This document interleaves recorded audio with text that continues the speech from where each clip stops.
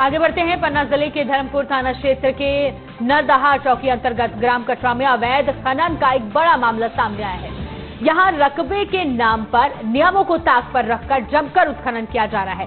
शिकायतकर्ता ने लिखित आवेदन देकर आरोप लगाया है कि निर्धारित सीमाओं से बाहर जाकर खनन किया जा रहा है, जिससे शासन को भारी राजस्व का नुकसान भी हो रहा है। इतना ही नहीं, आरोप है कि जब इसका विरोध किया जाता है तो खनन माफिया द्वारा मारपीट की जाती है, जिसका वीडियो भी अब वायरल हो रहा है। फिलहाल पूरे मामले में जांच की मांग तेज हो गई है। वहीं शिकायतकर्ता की बात पुलिस के अधिकारियों का कहना है कि ये पूरे मामले की जांच कराई जा रही है। हमारे खेत में खनन हो रही है, मना करने जाते हैं तो वहाँ मारपीट, बालू वाले मारपीट करते हैं और हमारे पीछे गांव वाले जाते हैं तो उन्हें भी मारते हैं।